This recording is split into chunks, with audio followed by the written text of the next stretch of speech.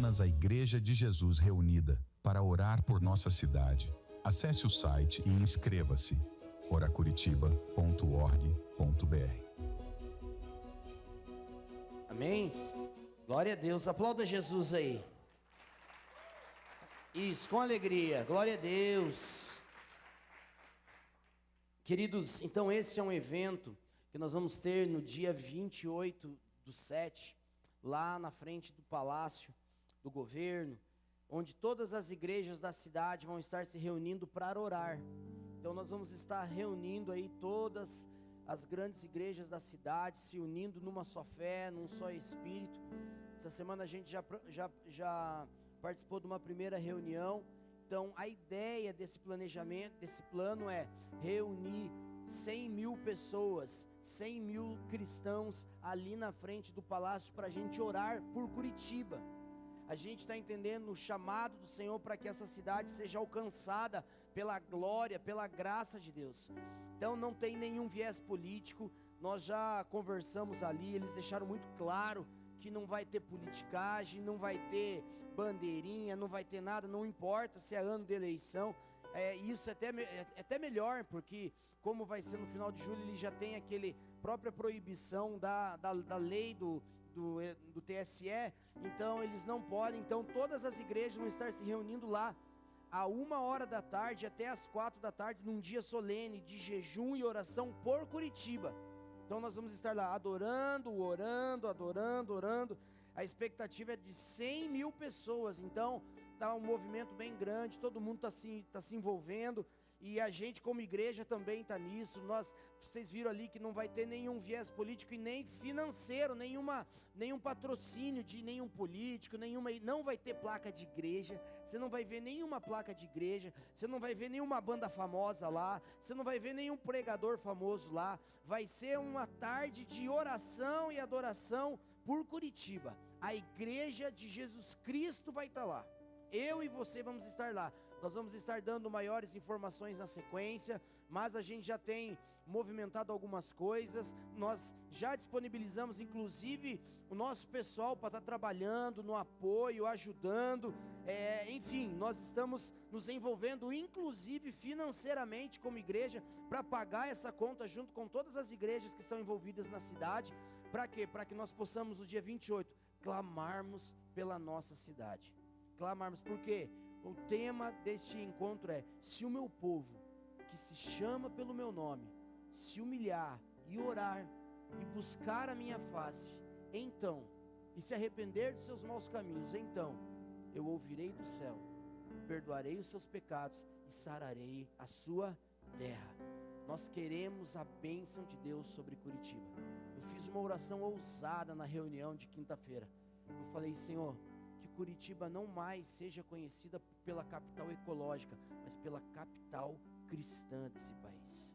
Que Curitiba seja um celeiro de avivamento, que Curitiba seja um celeiro da glória de Deus, que Curitiba seja um lugar onde a glória de Deus se manifesta ao ponto de todo o estado ser impactado, da nossa nação ser impactada. Então, já comece a orar por isso, já esteja conectado. Deus tem trazido algumas coisas para nós como igreja, tenho falado com os meninos aí. Então, em julho, nós vamos ter um movimento grande em prol desse evento, grande em prol da igreja, nessa mudança de estação. Sexta-feira nós tivemos o revival aqui, foi uma bênção, meu Deus do céu. Não foi tão bom quanto esperava, né, Levi? Foi muito melhor, né, cara? Uma bênção. Um tempo de poder, um tempo de imersão na presença de Deus. Deus já nos deu alguns apontamentos proféticos. Então para julho, o Vitor falou, muito bem dito: ó Marada, em julho nós estamos para nos envolver um pouco mais. Nós vamos dar algumas direções aí mais para frente, mas é um tempo profético. Nós entendemos que Deus quer nós, homens, sacerdotes, envolvidos nessa causa, envolvidos na causa da igreja, e vai ser um tempo de oração, de busca. Um homem que ora muda a história da sua família. Um homem que ora. Eu amo as mulheres orando, eu sei, todo mundo aí tem uma história de uma irmã do coque, mas nós vamos romper com essa história das irmãs do coque. Vai ser os homens tocha que nós vamos levantar aí. homens cheios do Espírito Santo, sacerdotes dentro da sua casa, homens de oração, porque o diabo não tem medo de pregador famoso, o diabo tem medo de homens que oram, o inferno tem medo de homens que se prostram, que estão diante do eterno. Então é sobre isso, fique tranquilo, nós vamos dando as direções conforme os dias forem passando, mas já guarda, mês de julho, Jeová vai fazer algo poderoso, amém? Glória a Deus. Que bom ver o Du aí. Glória a Deus, Du e a Jô são bênção, né? Cadê o Lucas? Lucas está aí? Onde está o Lucas? Já está trabalhando lá no voluntariado, lá já está lá fora? A Babi está ali, glória a Deus, pessoal de Itajaí. Querido, Mateus capítulo 14, abre a sua palavra aí, por favor.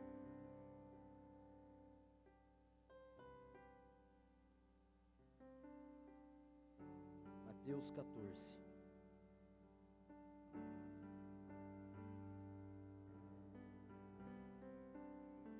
Glória a Deus. Fica a mãe da Nadine, está aí também. Oramos muito pela senhora, em glória a Deus. É uma bênção ver a senhora aqui assim bem, está aqui já na igreja. Glória... Dá uma salva de palmas para Jesus pela vida da mãe da Nadine. Glória a Deus. Deus abençoe a senhora. Oramos muito para que o Senhor restabelecesse sua saúde. Que bom vê-la aqui. Ficamos bem felizes, tá bom? Deus abençoe. Mateus 14, a partir do verso 22, querido, vamos lá?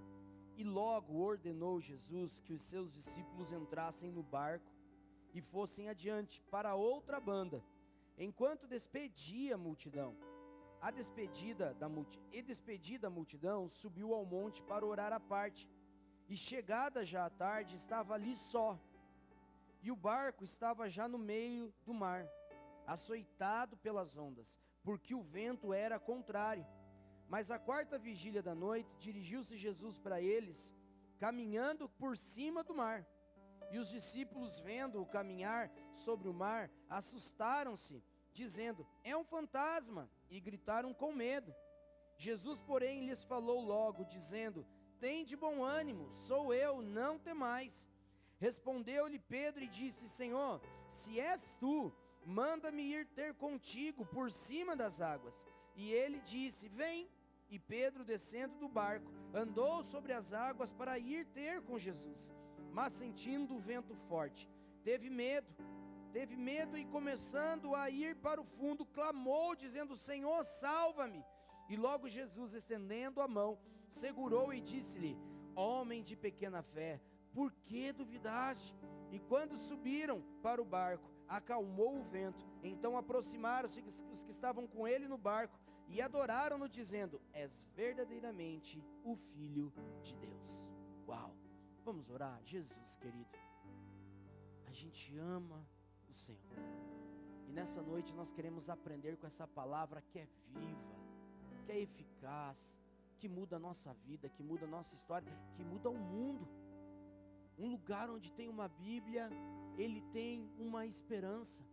O lugar onde existe uma palavra de Deus, ele tem expectativa, ele é um gerador de fé, é gerador de esperança, é uma geradora de mudança, de destino, de propósito.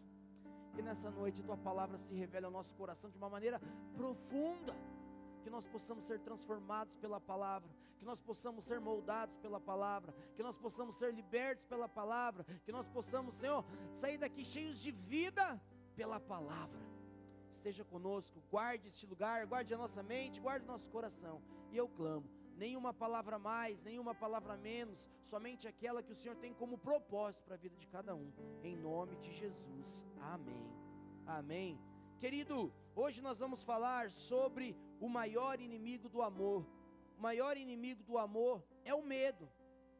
O maior inimigo do amor é o medo. A Bíblia fala assim que o amor lança fora todo medo. E o medo talvez o nosso maior adversário na vida. Todos nós sentimos medo. Todos nós temos dentro de nós o medo, né? E eu fui entender um pouquinho por que do medo, porque afinal de contas, o medo foi criado por Deus. Foi Deus que criou o medo. Aí eu mandei uma mensagem para a Dai, né, que é psicóloga. Falei: Dai, fala para mim um pouquinho sobre o medo. O que a psicologia fala sobre medo? Me explica um pouquinho. Aí a Dai me mandou lá um monte de coisa lá, de palavra difícil, mas na íntegra eu entendi. O medo é uma criação de Deus que nos protege. O medo foi criado, ele no lugar certo, na medida certa, protege eu e você. Exemplo, eu tenho medo de altura. Eu vou chegando em determinado nível de altura, eu já fico cabreiro de chegar ali na janela. Às vezes eu tenho uma convicção que a janela está bem fechada para eu olhar, porque eu tenho medo. Então, cada um de nós tem um medo. Estava falando de manhã, eu morro de medo de gato, sabia? Eu não entro numa casa que tem gato. Esses dias eu estou com uma célula agora, aí quando eu chamei a Dani e o Aldi, vamos fazer uma célula na casa de vocês. Mas daí eu lembrei, Paulo, a Dani tem 2 gatos. E aí eu já tinha convidado. Liguei para a Dani, falei, Dani, eu morro de medo de gato e eu não entro na sua casa se o gato estiver lá. Aí ela falou assim, não, Serginho, eu vou fechar o gato, vou guardar ele, para ele não chegar perto de você. Eu falei, beleza, se o gato estiver lá, eu não entro. Teve uma vez que eu e o Marcelo saímos daqui de carro, e nós fomos visitar uma família que estava vindo aqui na igreja, lá em Castro. E nós fomos visitar eles em Castro, para posar lá. E nós chegamos, tá todo mundo, aquela alegria, aquela festa, as 2 famílias. Michel do céu, quando eu estou na churrasqueira, já levantando o altar de sacrifício, eu olho para o lado, eu vi o bicho ali. Quando eu olhei para o Marcelo falou, o que foi? Eu falei, o gato dele, meu Deus.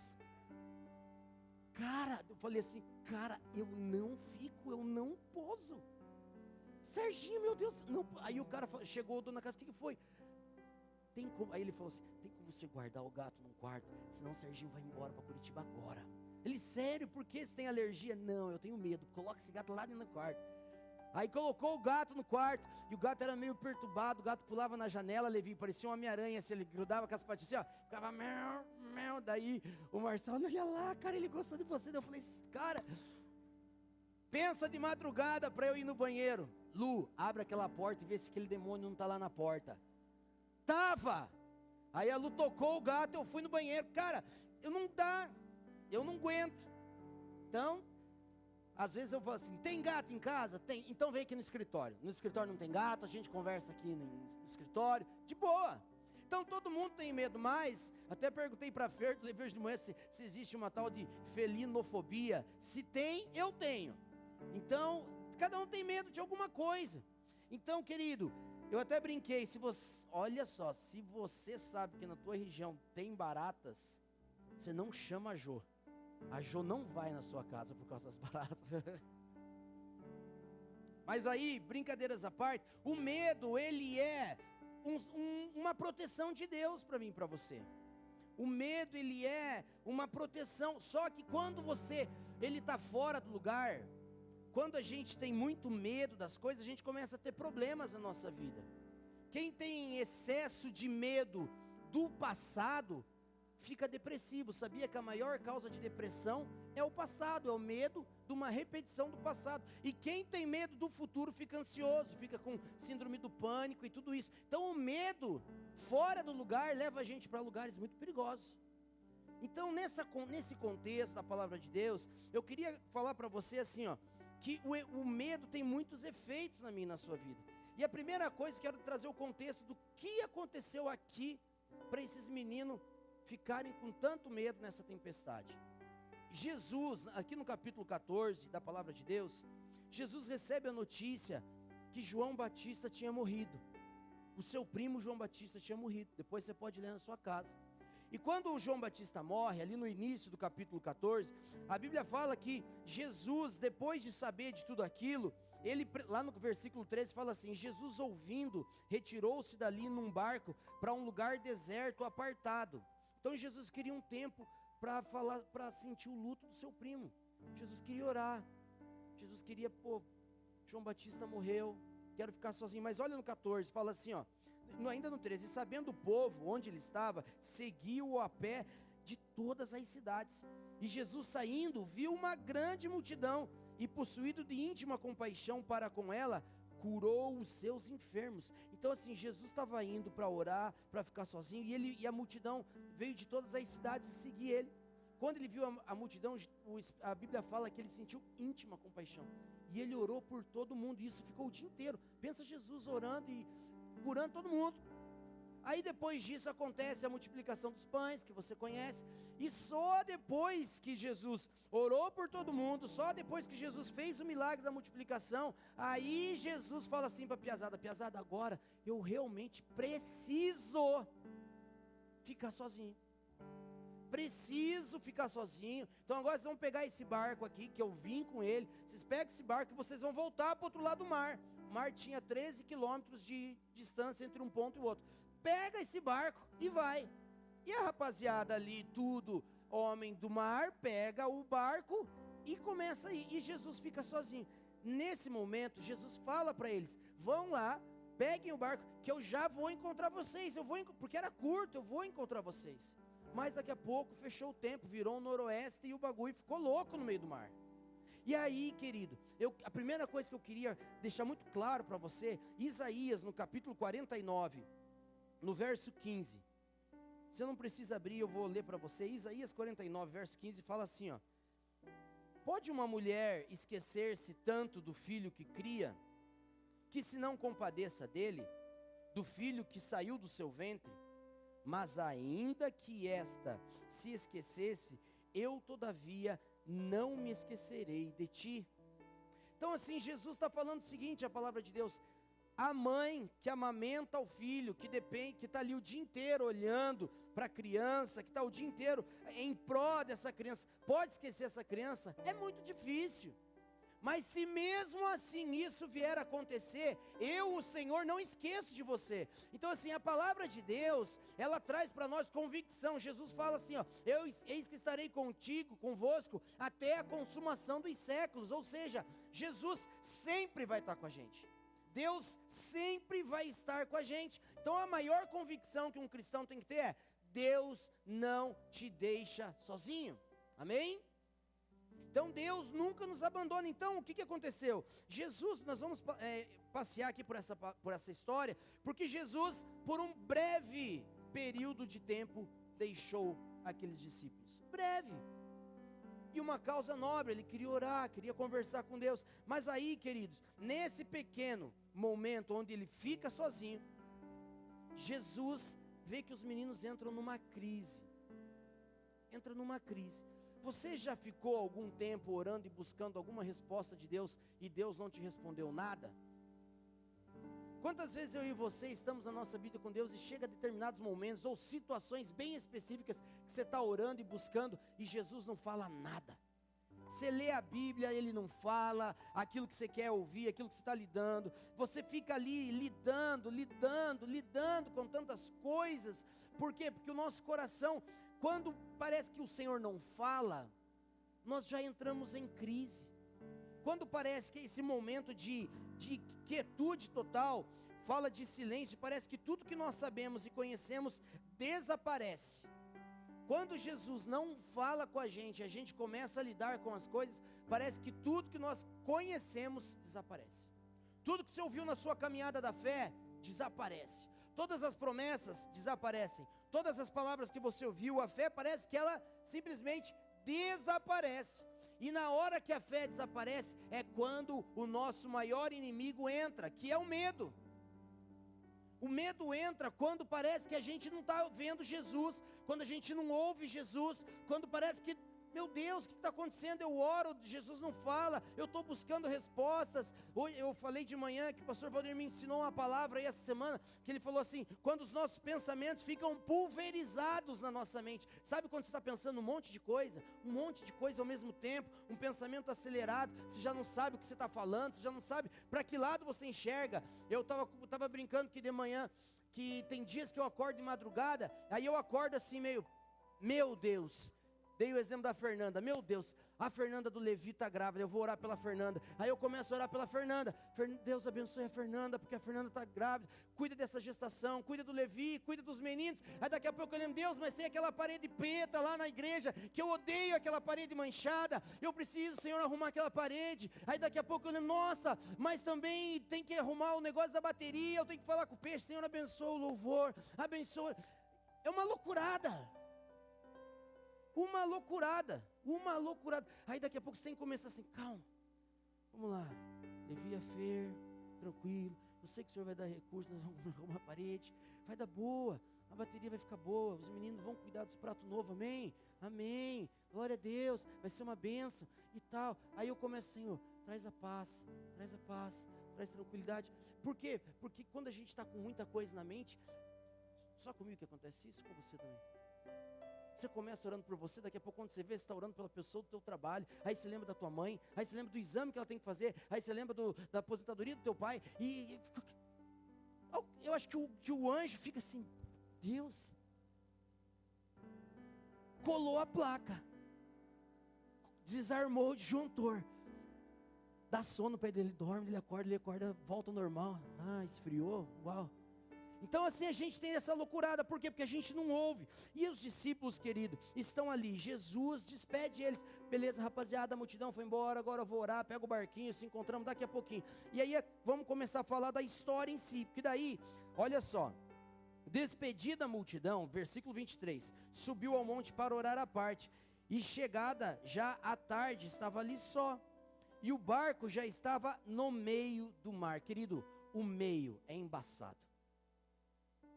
Toda vez que você tem uma vida com Deus, um projeto, alguma coisa que você está pensando, o meio sempre vai colocar à prova algumas coisas na nossa vida.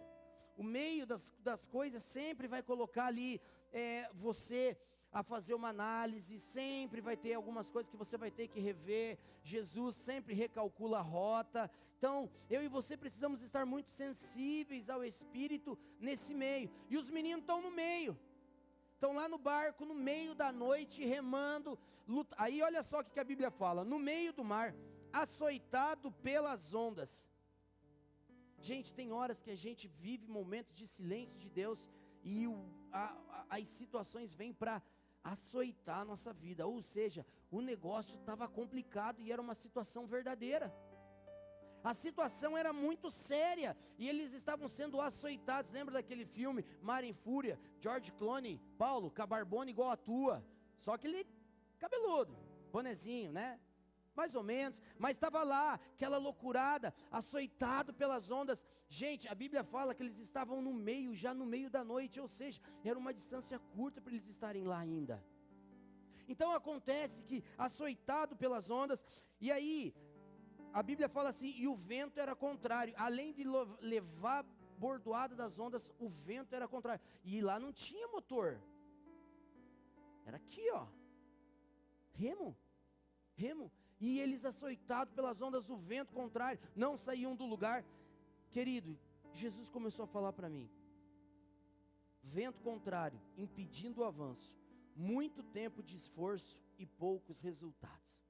Sabe quando você está naquela maré que você se esforça de verdade e não dá o resultado que você quer? Sabe quando você faz de tudo para as coisas darem certo e parece que não dá o resultado? Muito esforço e pouco resultado. Você lida, você rema. Aí, eu acho que até dessa passagem que veio o ditado, né? Estou remando contra a maré. Acho que é dessa história, porque você rema e não sai do lugar, as coisas na sua vida não avançam, parece que nada progride, parece, até dá uma melhoradinha, um negocinho outro, mas não dá o resultado que você espera. Então por quê? E é nessa situação complicada que os discípulos estavam ali, naquele momento, começa uma guerra, a fé contra o medo. A fé contra o medo.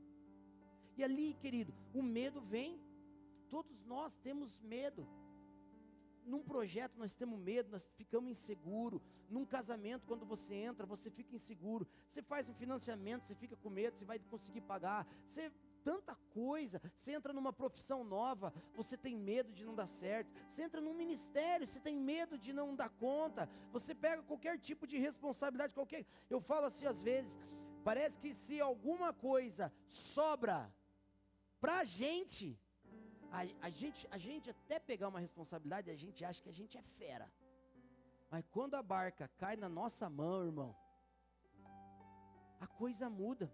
As inseguranças vêm para fora. Quando você fala, e agora? Como que vai ser? Então é nesse momento, quando nós estamos vivendo situações assim, começam a aparecer alguns inimigos. E o primeiro inimigo que eu vou falar com você é o cansaço. Gente, esses meninos estavam cansados.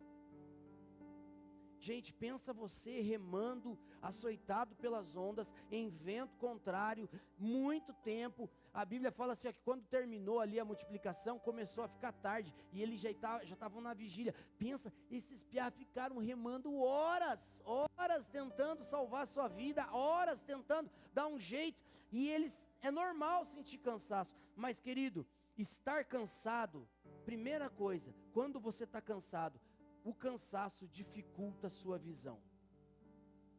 Primeira coisa, o cansaço vai dificultar a sua visão. Quando a gente está cansado, é complicado.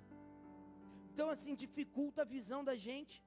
E é muito interessante, porque quando dificulta a visão, a gente enxerga coisa onde não existe.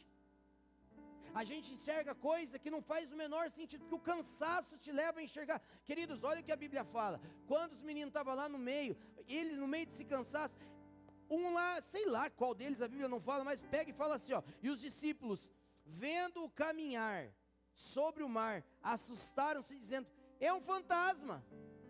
Gente, eles eram discípulos de Jesus. Eles andaram com o Filho de Deus muito tempo, para berrar um fantasma. Falei assim, berra assim, é o Satanás, é o demônio, mas não fala um fantasma. Quem que acredita em fantasma? Quando você está cansado, a sua visão vai fazer você enxergar pelo em ovo. Quando você está cansado, você vai enxergar coisa que não existe. Quando você está cansado, você vai ver fantasma que não tem sentido nenhum. Então, quando eu e você estamos remando e a coisa não acontece, a gente começa a criar coisas. Criar coisas na nossa cabeça. Aí assim, ó, a nossa percepção é distorcida a hora que eu estou cansado. Sabe quando você está aquele dia que você está cansado, você fala assim, eu estou cansado. Cansado de remar e não ver resultado. Aí você começa a achar loucurada.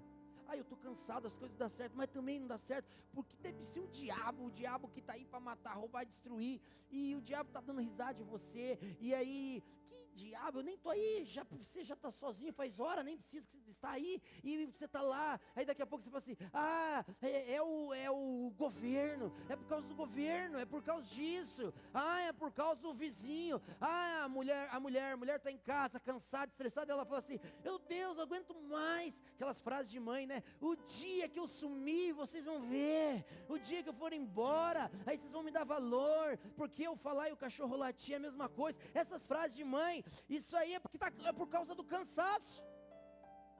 Quando ela fala assim, Deus, não aguento mais esse marido, eu falo a mesma coisa. Então é por causa do cansaço. Então o cansaço mexe com a nossa percepção. A percepção é destruída. A percepção ela é contaminada. Aí presta atenção, os meninos gritam, é um fantasma, e gritaram com medo. Aqui mostra a causa raiz da loucurada que eles estavam falando. Quando você está com medo, você fala um monte de coisa que você não sabe. Quando você está com medo, você faz um monte de coisa sem sentido. Eu quero sumir. Lembra de Elias? Jezabel fala assim, olha, eu não respondo por mim. Se amanhã essas horas a sua cabeça não estiver aqui na minha mão, e eu vou fazer com você o que você fez com os meus profetas. Jezabel falou que ia matar Elias. O que Elias faz? Foge. Aí quando Deus vai encontrar ele lá na caverna, o que Elias fala para Deus? Eu queria morrer. Se queria morrer, por que não ficou lá? Jezabel ia matar ele. Se queria morrer, fica lá, irmão. Por quê? Porque na hora da pressão, você fala coisa que você não sabe.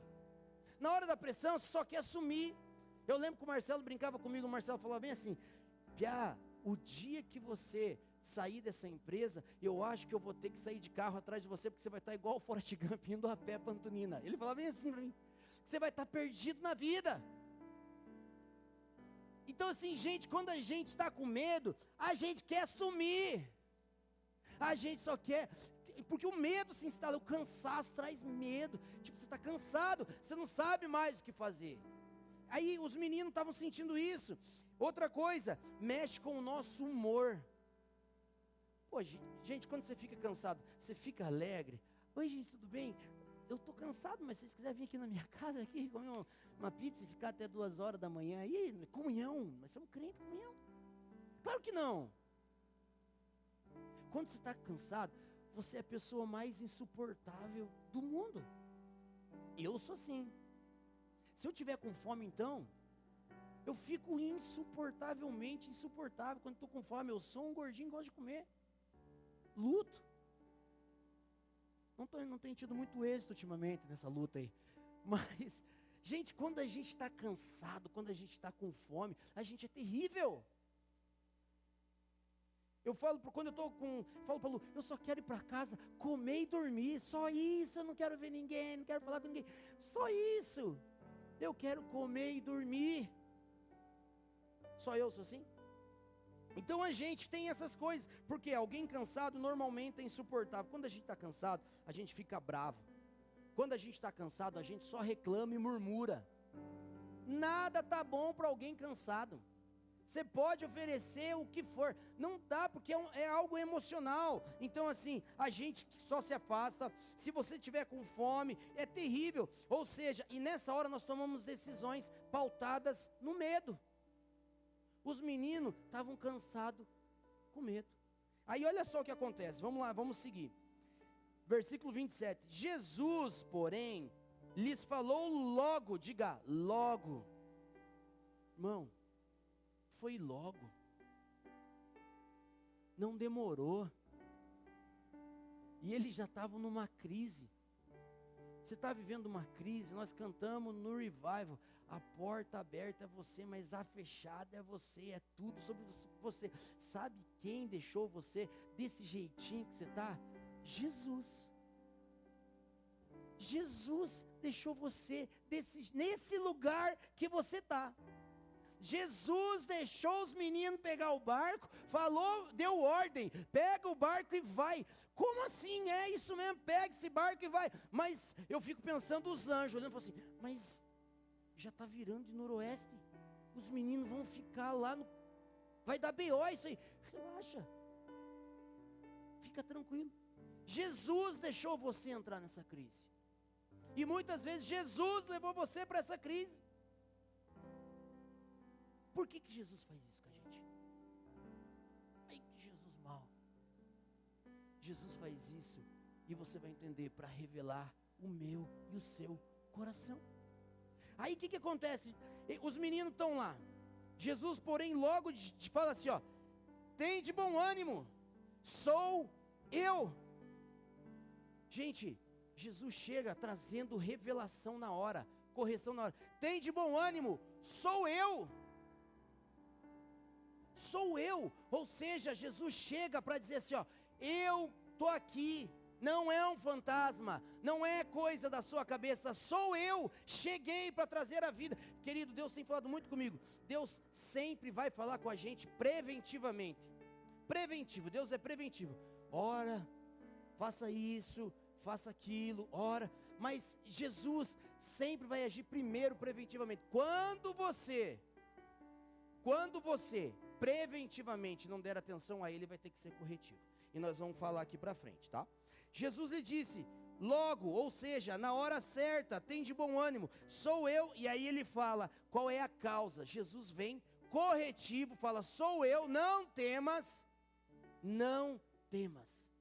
Quando Jesus fala, não temas, ele está dizendo qual é o problema dos meninos. O efeito, medo. Vocês estão com medo, não tenha medo.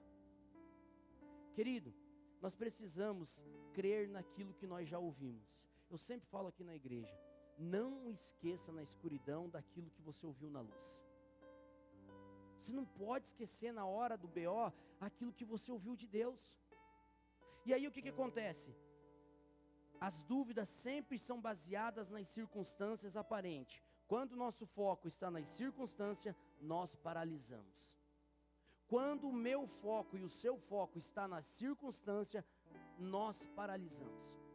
Os meninos estavam com medo e era genuíno, porque a tempestade estava lá, porque o vento estava lá, porque as ondas estavam lá. Então assim, quando eu e você olharmos para as circunstâncias, nós vamos paralisar.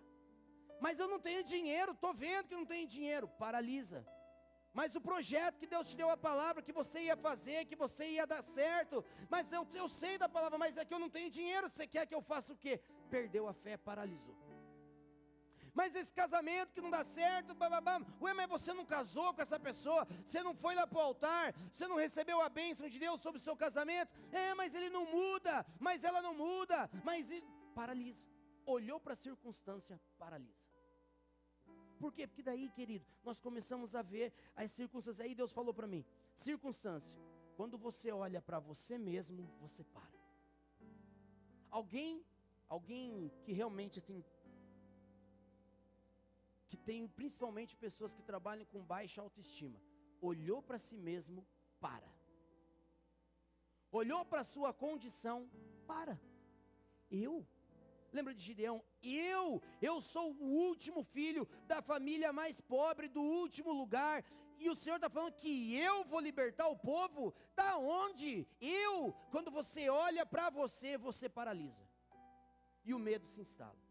Quando chega alguém e fala assim, hoje você vai fazer o meio do culto, você fala, já fica com medo. Quando você olha para a sua condição, você para. Quando você olha para as pessoas, você para. Quando eu e você estamos olhando para aqueles que estão à nossa volta, mas também como que vai dar certo? Olha o jeito desse homem, mas também como que vai dar certo essa mulher nem orar a hora? Como que vai dar certo? É claro que não dá certo. Não é frase que a gente fala o tempo todo. Mas também, como que essa criança vai ser bem educada? Você nem dá educação para ela, você nem dá atenção. Olhou para a pessoa, para. Focou em quem está no lado, para. Se a gente olhar para recurso, mas eu não tenho dinheiro, como que eu vou fazer? Para na hora. Como? Eu nem sei para onde correr, eu não sei se eu caso ou compro uma bicicleta. Para na hora. Porque a gente perde a fé, o medo faz a nossa fé simplesmente se esvair. E aí, querido, quando a gente olha para essas coisas, olha o que Jesus responde para os... Aí vem aqui, Jesus fala, não temais. Aí respondendo-lhe Pedro disse, Senhor, se és tu, manda-me ir ter contigo. Querido, se és tu. Esse homem comia, dormia, bebia, estava com Jesus dia e noite, e ele pergunta, se és tu? Como assim? Jesus falou que a ovelha conhece a voz do seu pastor, e Pedro fala, se és tu? Sabe quando você fala assim, Jesus fala com você lá, não, mas será que ele falou mesmo? Será que o profeta Levi, em vez de mirar no André, mirou no Jimmy e errou o tiro? Porque não é para mim. Será?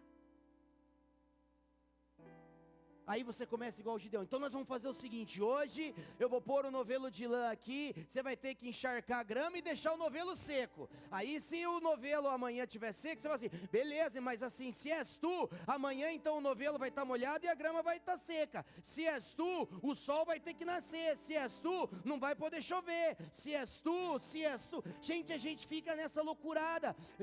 Confirma, se és tu. A gente não tem convicção do Jesus que a gente acredita. A fé que a gente tinha quando a gente recebeu a palavra, uau, mas parece que Jesus deixou a gente um pouquinho quietinho, revelou a nossa insegurança e a nossa fé superficial. Então quando Pedro fala isso para ele, revela que Pedro ainda tinha dúvidas. E aí o que Jesus fala para ele? Vem. Se és tu, permita que eu vá até aí, venha. Jesus fala para ele, vem. Respondendo-lhe, cadê? Está aqui, e disse-lhe, vem. E Pedro, descendo do barco, andou sobre as águas para ir ter com Jesus. Olha o versículo 30. Mas, sentindo o vento forte, diga assim, sentindo. Irmão, tudo na nossa vida parece que muda quando a gente sente ou não sente. sentindo o vento forte, afundou. Querido, olha isso aqui. Ele avança, ele inicia o começo correto, com o foco certo, mas de repente sentiu. Exemplos, sintomas. Nos movemos pelo que sentimos. Aí Deus me deu um versículo, me deu uma frase. Pega essa frase, guarda no teu coração. Quando me movo pelo que sinto, eu retrocedo. Quando eu me movo por aquilo que eu sinto, eu retrocedo. A pessoa pode falar assim, Deus pode falar para você, eu vou fazer você o maior empresário da cidade na área tal. Se alguém olhar para você e dizer assim, você chega para a pessoa e fala, recebi uma palavra hoje, Deus falou que você é o maior empresário na área tal. Aí o teu parente, teu vizinho, teu amigo fala assim, quem você? Acabou. Rejeição veio, e a tua fé, e a tua palavra. É verdade, quem sou eu mesmo? Quando você sente, você retrocede. E sabe por que você retrocede? Onde estava Pedro quando Jesus falou, sou eu? No barco. Onde estava Pedro quando ele sentiu o vento forte? No fundo. O sentimento te leva a um lugar pior do que quando começou. O sentimento vai te levar num lugar mais baixo do que quando começou o processo. Porque o sentir, gente, mexe com a nossa alma. Se alguém falar alguma coisa contra o que Deus falou com você, acabou. Você perde a palavra, você esquece, você perde a fé, você já não consegue enxergar nada como aqueles meninos. Pedro estava ali, ele ouviu a voz. Gente, se fosse um outro discípulo que a gente olha na Bíblia que não era tão íntimo, mas era Pedro, gente. Estava ali, colado com o homem dia e noite. Pedro fala, se és tu. Por quê? Porque você, Hebreus, capítulo 10, versos 38 e 39, fala assim, ó. Mas o justo viverá da fé, e se ele recuar, minha alma não tem prazer nele. Nós somos cristãos, nós vivemos de fé, gente. Olha o versículo 39, nós porém não somos daqueles que retrocedem para a perdição, mas daqueles que creem para a conservação da alma. Ei, eu e você estamos aqui porque nós acreditamos num Jesus que mudou a nossa vida, que entregou a sua vida naquela cruz, que morreu e ressuscitou e que declarou que um dia vai voltar. Essa é a esperança do cristão, nós vivemos nessa fé, então nós precisamos nos mover por essa mesma fé.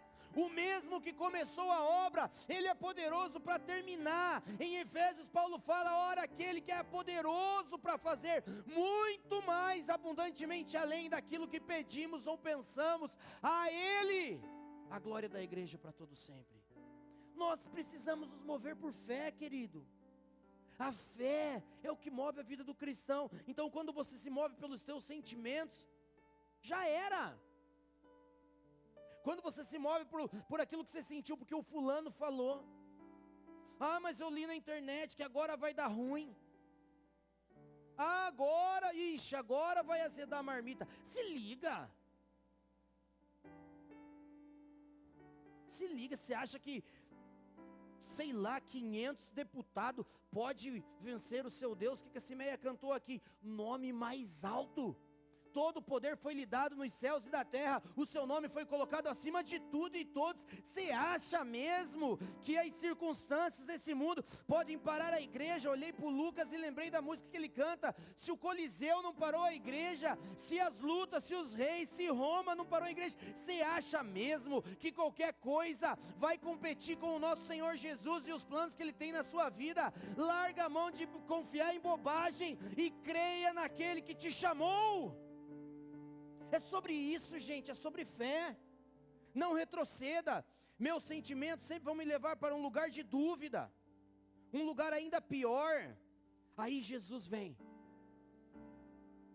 enfia a mão na água e puxa o menino. Vem cá, meu garoto. Correção. Quando Jesus fala, sou eu, podia ter ficado de boa e dito: ei, então vem pro barco. Não podia não ter dito? Então corre aqui. Gente, sabe qual é o problema? O problema é que às vezes a gente quer muita palavra sobre fé. E da onde que os meninos tinham acabado de voltar? Qual que era a última experiência daqueles meninos? Multiplicação. Eles viram Jesus dar pão para 15 mil pessoas e eles estavam com medo. Não faltava lição de fé para os meninos. Não faltava ensinamento de fé para eles, faltava uma experiência genuína, porque fé eles estavam vendo o tempo todo, milagres eles estavam vendo o tempo todo. Eles acabaram de ver um menino trazer 5 pães e 2 peixes, e uma multidão toda ser alimentada. Aí você fala para mim que eles não tinham conhecimento de fé? Claro que eles tinham, mas aí que está, eu e você precisamos de uma vivência de fé. Vivência de fé. Aí nesse momento Jesus puxa Pedro, e aí começa o diálogo. Jesus estende o braço, salva, tira ele do buraco. Onde Jesus arrancou Pedro, os dois estão andando de volta sobre as águas. Jesus leva o Pedro para onde? Você está aí? Oi? Alô? Você está aí? Para onde que Jesus levou Pedro? Querido, Jesus levou Pedro para o mesmo lugar, para a mesma tempestade, para o mesmo barco, para o mesmo açoite, para a mesma onda. Sabe por quê? Porque ele levou os meninos nesse lugar, para revelar uma coisa. Olha só o diálogo. Jesus salvou e disse: homem de pequena fé. Qual era a causa raiz da tempestade? Pequena fé. Por que Jesus levou eles, permitiu que eles pegassem o barco e fossem? Jesus não sabia que ia ter tempestade? Você acha que o tempo virou e pegou Jesus de surpresa? Você acha que ele não assistiu a Ana Carolina no Bom Dia Paraná, e que ia dizer, vai virar o vento à tarde? Não pegou Jesus de surpresa. Jesus colocou os meninos lá na crise para revelar isso. Homem de pequena fé. Aí ele fala, o efeito da pequena fé. Por que duvidaste? Por que você ainda duvida? Eu te coloquei nessa crise só para você ver a sua pequena fé. Por que você ainda duvida daquilo que eu falei para você? Vou fazer aqui uma correlação com outra passagem de Jesus, quando ele fala sobre a nossa fé ser do tamanho de um grão de mostarda. Querido, não é sobre quantidade, é sobre a quantidade que eu coloco sobre ele. Não tem essa de muita fé e pouca fé em termos de quantidade, mas o pouquinho que eu tenho, esse pouquinho eu tenho que colocar diante dele. Lembra da mulher e das moedinhas da viúva lá, que deu oferta? Era pouca, mas ela colocou tudo lá. Aí eu tenho pouca fé, mas eu coloco o pouco que eu tenho, 100% em você. Então, Jesus traz a essência, a causa raiz. Homem de pouca fé, por que duvidaste? Porque você deixou a dúvida entrar no seu coração. Aqui é o segundo inimigo do amor, a dúvida. Quando você está cansado, você duvida. Você duvida das promessas, você duvida daquilo que Jesus falou, você duvida daquilo que Ele prometeu, você duvida daquilo que você até chegou a experimentar, você duvida. E Jesus está falando, por que duvidaste? Pequena fé, por que duvidaste? Não precisa abrir, mas o livro de Tiago, quero ler para você, livro de Tiago no capítulo 1, olha isso aqui. Tiago capítulo 1, fala assim, meus irmãos, tende grande alegria, versículo 2, quando cairdes em várias tentações, sabendo que a prova da vossa fé produz paciência. Querido, eu tenho falado muito sobre isso. O que impede eu e você de vivermos as palavras de Deus para a nossa vida? Não é o diabo, não é o inferno, não é o irmão, não é a igreja, não é o governo. É a motivação do seu coração. Se a minha motivação estiver alinhada à motivação do céu, está liberado o acesso. Olha só o que a palavra de Deus fala. Tenha, porém, paciência, a sua obra perfeita, ou seja, espere a obra perfeita, para que sejais perfeitos e completos, sem faltar coisa alguma. Você ainda não viveu, porque ainda te falta alguma coisa. Você ainda não chegou ao propósito, porque ainda te falta alguma coisa. Então ele está falando, tenha paciência. Por quê? Porque o amor tudo crê, o amor tudo espera, o amor tudo suporta. Tem coisas que você não aprendeu. Então Jesus está assim, eu tenho que esperar ele amadurecer, eu tenho que esperar ela se permitir ser liberta, eu tenho que esperar ele permitir ser tratado, ser curado, eu tenho que esperar ele entender isso, eu tenho que esperar amadurecer nisso, eu tenho que esperar, mas eu continuo amando. Quando chegou no lugar, a obra é perfeita, você está perfeitamente preparado para viver o que ele tem para você. Então a minha oração e a sua precisa ser assim: Jesus, alinha, revela o meu coração, para que eu possa alinhar o meu coração à sua vontade, e a partir de um coração alinhado, viver o propósito de Deus para mim. Querido, Jesus é o maior interessado em ver você viver o propósito que Ele deu para você. Ele é o maior interessado. Romanos fala assim, que existe uma ardente expectativa. Gente, ardente expectativa. Existe uma expectativa absurda do mundo pela revelação dos filhos de Deus. O mundo está aguardando uma esperança que você carrega. O mundo está aguardando uma resposta que você tem. O mundo está esperando a sua empresa crescer e desenvolver para alcançar pessoas. O mundo está esperando o seu ministério se desenvolver para tocar nações. O mundo, nações estão esperando a comunidade cristã AME desenvolver pessoas e mandar pessoas. Existem almas que não sabem, mas eles estão aguardando eu e você alinharmos o nosso coração para sermos a resposta do céu naquele lugar. O mundo, as pessoas estão esperando. Então eu e você precisamos entender o que a palavra fala, sem que haja falta alguma. Eu falo para Deus, se a motivação está errada, ajuda-me, mostra, me ajuda. Se tem orgulho, me mostra para tirar. Se tem arrogância, me mostra. Se tem prepotência, me mostra. Precisamos tirar. Espírito Santo, arranca as ervas daninhas. Arranca, porque eu quero viver tudo que o Senhor tem. Querido, eu e você precisamos entender. Aí ele continua assim, se algum de vós tem falta de sabedoria, peça a Deus. As nossas orações precisam ser encharcadas de sabedoria. As nossas orações precisam ser orações, sabe? Você fica orando o quê? Pensa que você ora. Ai, Jesus, abençoa meu dia. Traz todos os clientes que eu preciso. Aí você não sabe nem atender cliente. Ai, Deus, manda um monte de cliente. Você não tem nem capacidade de atender todos os clientes. Aí o anjo, olha como diz o Levi, o anjo olha no filtro, né? A Bíblia fala que os serafins dão uma olhadinha nas orações antes de chegar em Deus. Capaz, não vamos nem passar. Olha isso aqui. Se enxerga. Sai. A gente faz oração errada. Tiago está dizendo assim, ore com sabedoria. Jesus, o que precisa acontecer em mim para que a promessa se cumpra? Jesus, o que eu preciso mudar para que a promessa se cumpra? Jesus, o que precisa acontecer na minha empresa para que a promessa se cumpra? Jesus, o que precisa acontecer no meu ministério para que a promessa se cumpra? Jesus, o que precisa acontecer em mim? O que eu preciso mudar para a minha família, para o meu casamento ser diferente? Foi o que nós falamos na conferência. Não existe restauração de casamento, existe restauração de pessoas. Pessoas restauradas restauram casamento. Ou seja, é olhar para si mesmo, é olhar para dentro e dizer, Jesus, me dá sabedoria para eu orar sobre mim. O que eu estou perdido? O que eu não sei para onde que eu vou? Se eu caso, se eu compro uma bicicleta, o que está acontecendo em mim? A situação só está chamando a sua atenção. A situação só está assim, ei, olha para ele.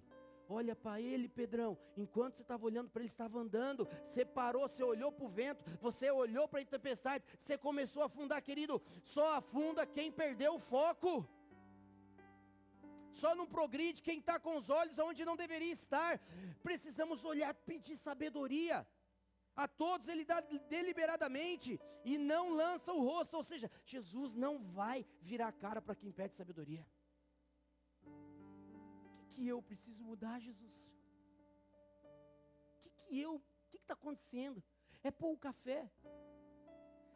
Aí aqui, Jesus leva novamente ao lugar de onde parou. Ou seja, querido, Jesus trazer Pedro para o lugar, não é dizer assim, vai sofrer mais um pouco agora direito. Não, é uma oportunidade da graça de recomeço. Jesus está te dando uma oportunidade para você recomeçar. Mas você precisa enxergar que é uma oportunidade de graça. Ou seja, qual é o seu comportamento, o seu posicionamento diferente para que você colha coisas diferentes? Fé. Fé. Fé para crer que Ele chamou e Ele tem as respostas para fazer você crescer. Aí Jesus entra no barco, aí Pedrão está com a motivação correta, entendeu que ele era um homem de pouca fé. Jesus entra no barco e a Bíblia fala assim, e acalmou o vento. Os meninos estavam morrendo, Jesus pisou no barco, passou. Porque eu e você, irmão, precisamos entender assim, ó, pode o choro durar uma noite inteira, mas a alegria vem pela manhã, quando o sol brilha, a nossa estrela da manhã, que vem trazendo cura sobre as suas asas, o sol da justiça brilha, e tudo muda. O que precisa é um alinhamento de fé. O que precisa assim, é enxergar o que temos de diagnóstico e entendermos que sem Ele não podemos, e recebermos o que Ele tem e andarmos com Ele, e a partir disso as coisas vão se mover, porque nós estamos crendo naquele que começou a boa obra. Ele vai aperfeiçoar até o dia de Jesus Cristo. Filipenses 1:6, Ele vai fazer o que é necessário para você viver toda a promessa. O justo viverá da fé. O justo vive de fé, irmão. Aleluia. Aí você fala, beleza, Serginho, então eu entendi, eu tenho pouca fé, preciso aprender a amadurecer na fé, tenho diagnóstico, o que eu faço para aumentar a fé? A Bíblia fala assim, ó, a fé vem pelo ouvir, e ouvir pela palavra de Deus. Em vez de você ouvir aquele vizinho endemoniado que vem amaldiçoar a sua vida, leia a Bíblia.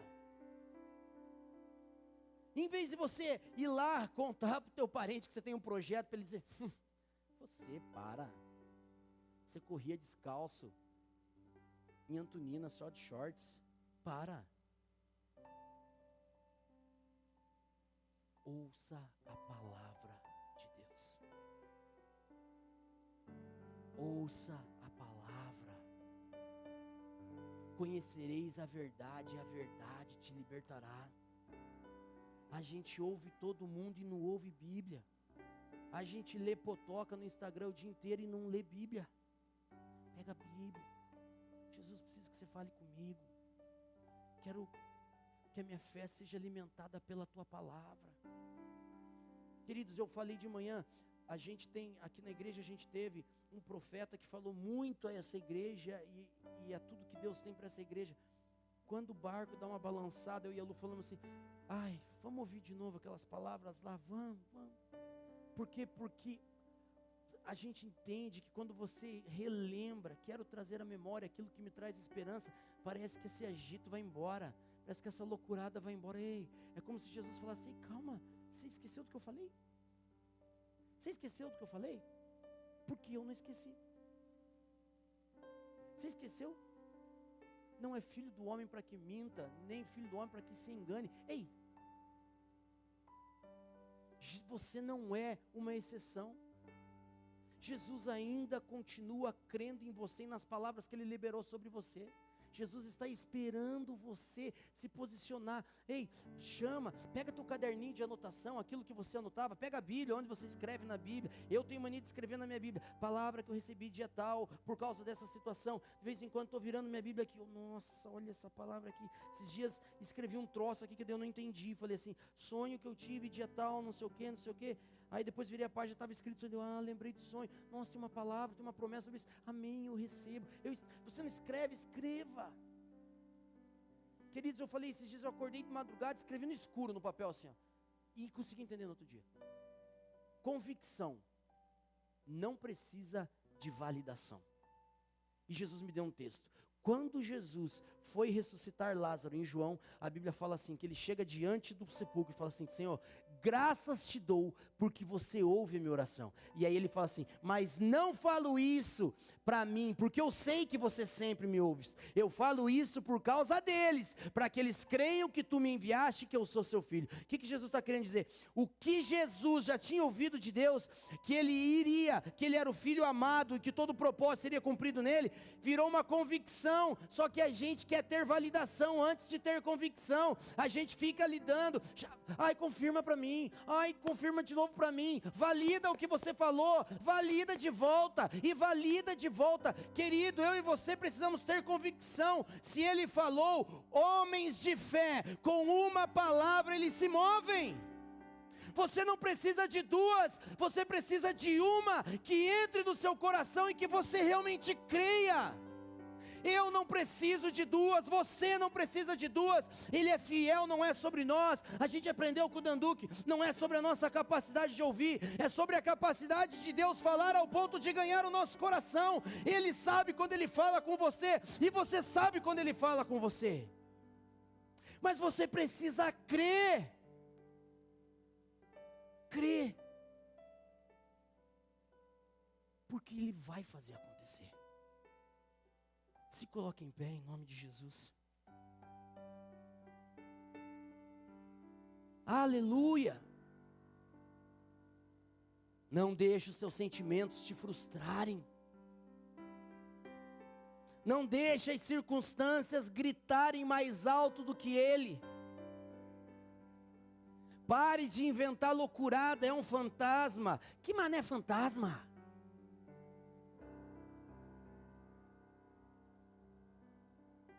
Creia. Quero que você traga à memória as palavras, aquilo que Deus prometeu para você, para a sua casa, para a sua vida, para o seu casamento, para os seus filhos. Talvez seu filho não está na igreja, ei, existe uma palavra sobre ele, ore sobre essa palavra, fala assim, Senhor, eu sei que essa palavra está diante do céu, porque Apocalipse fala que a oração do justo está lá na taça, na frente do teu trono, então essa palavra está lá na taça lá, eu oro por essa palavra, os meus filhos retornarão à casa do Pai, porque eles são teus, ore sobre isso. Diga assim, eu morro, e por mais que eu morra e não veja, eu continuo morrendo, vendo e crendo. Como Abraão, a Bíblia fala que Abraão morreu abraçado com a promessa, e por causa disso, isso foi lhe imputado como justiça. Sabe o que a Bíblia está dizendo? Abraão não viu a multidão como as estrelas do céu e a areia do mar, mas ele morreu crendo. Uau! Duvido que quando aquele povo saiu do Egito e entrou na terra prometida, se Jesus não chamou ele na janela e falou, olha lá que eu falei para você, está lá ó. Querido, eu e você precisamos crer. Se Jesus falou que o seu casamento vai ser restaurado, Jesus, o que eu preciso mudar para esse casamento ser restaurado?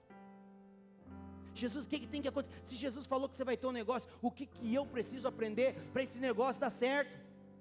O que eu tenho que entender? Aí a gente desiste. Querido, crise gera alinhamento para te levar a um lugar de promoção. Marcelo pregou isso não pode ser esquecido. A crise que você está vivendo é para ter um alinhamento de coração, para te levar a um lugar de promoção. É sobre isso, é sobre o justo viverá da fé. Nós não somos os que retrocedem para a perdição, mas nós somos aqueles que avançam para a conservação da alma. Você precisa se posicionar e avançar. Beleza, Jesus, então se o BO está em mim, o que eu tenho que fazer? O que eu tenho que mudar? Fala para mim, que eu vou me mover. Querido, o evangelho é baseado em duas palavras, ouvir e crer. Ouvir e crer. Você ouve, você crê e se move. Eu ouço, eu creio e eu me movo. Ouvir e crer. Aleluia. Vamos cantar, Tatá. E depois nós vamos orar. Querido, se você entende que você precisa de fé para sair desse lugar, ou se você afundou no mar dos sentimentos, das desilusões, no mar da frustração, eu quero que você venha aqui à frente, porque nós vamos orar. Então, se você entendeu com essa palavra e algo precisa ser alinhado, venha aqui à frente enquanto eles cantam e nós vamos orar, amém?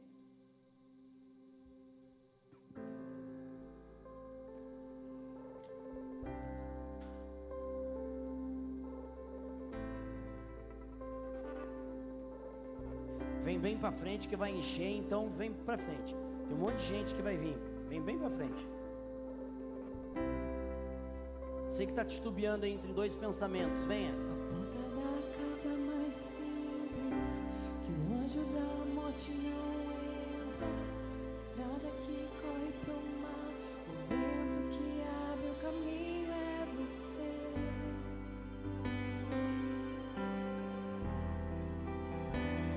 É você.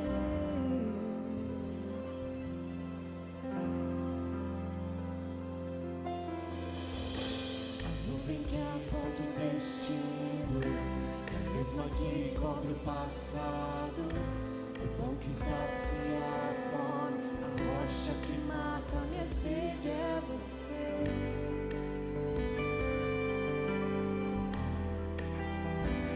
É você.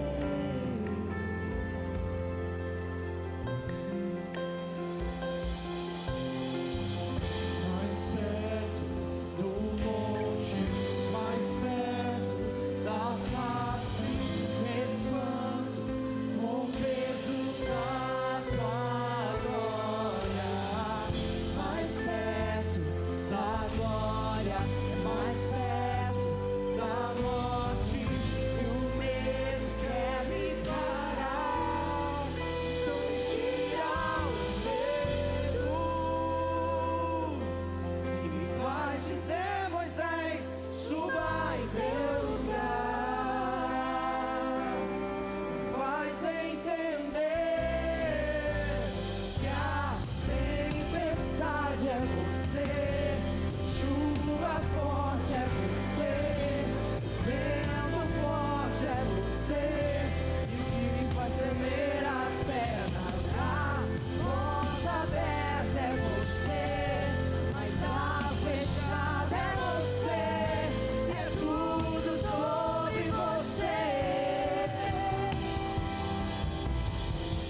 Mais perto do monte, mais perto da face, desmonto, aleluia, com o peso da tua glória. Mais perto da glória, mais perto da morte, o medo quer me parar, então me tira o medo. Aleluia, que me faz dizer, Moisés, suba em meu lugar. Me faz entender que a tempestade é você, chuva forte é você, vento forte é você, e o que me faz tremer as pernas, Xarababaie. porta aberta, Xarabababacana, lalabababachou. a fechada é você. Porque é tudo sobre ele.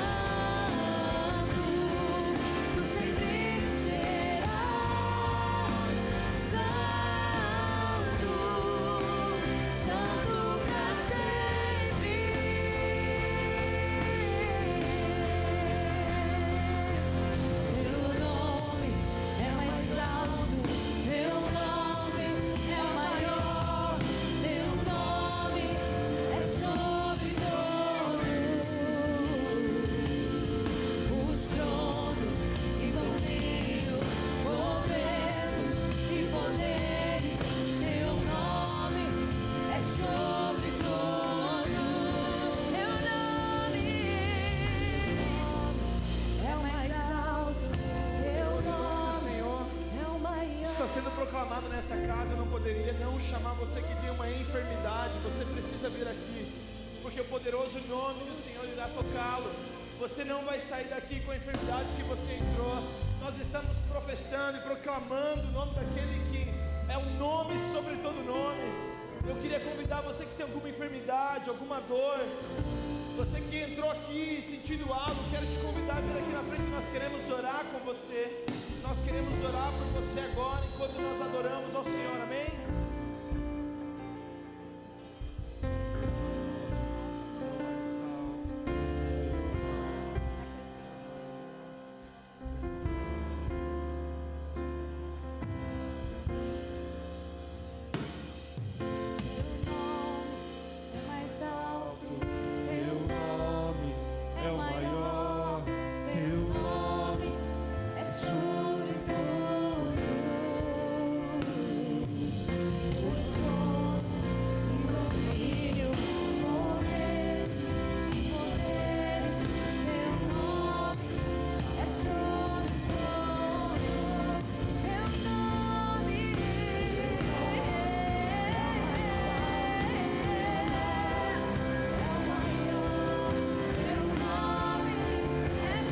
Levante as suas mãos e diga a Ele: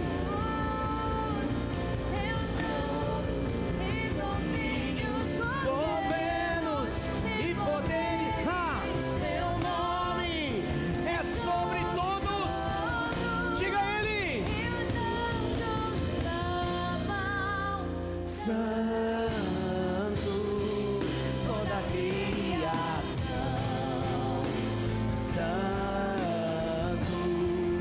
exaltado és, Santo. Diga a Ele: Santo pra sempre.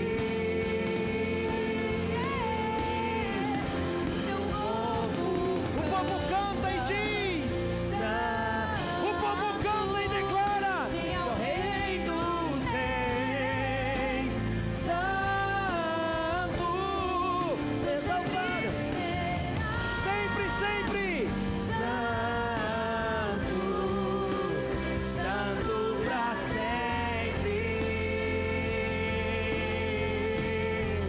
Tu sempre serás Santo, Santo pra sempre.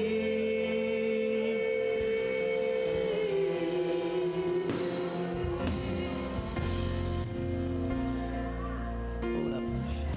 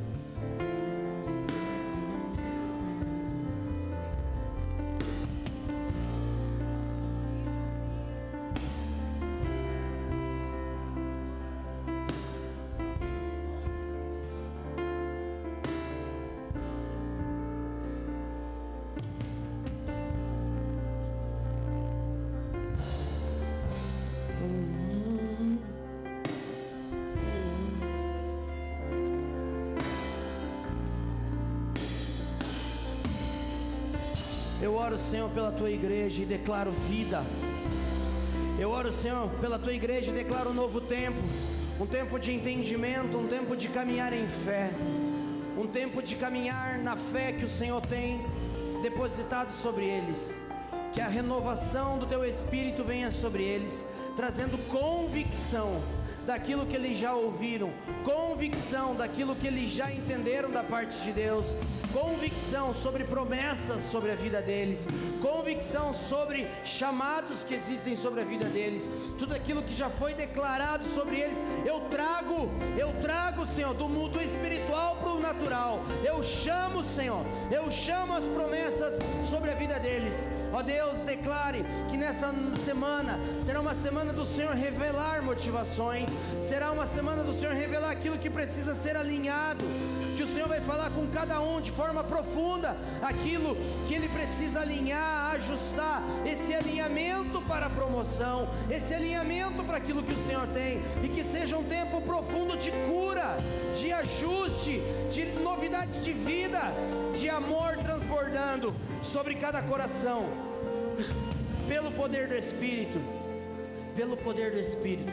Que seja uma semana gloriosa, de graça e de paz sobre todos, uma semana de bênção, uma semana de alegria, de realizações, de entendimento espiritual, que o justo viverá da fé.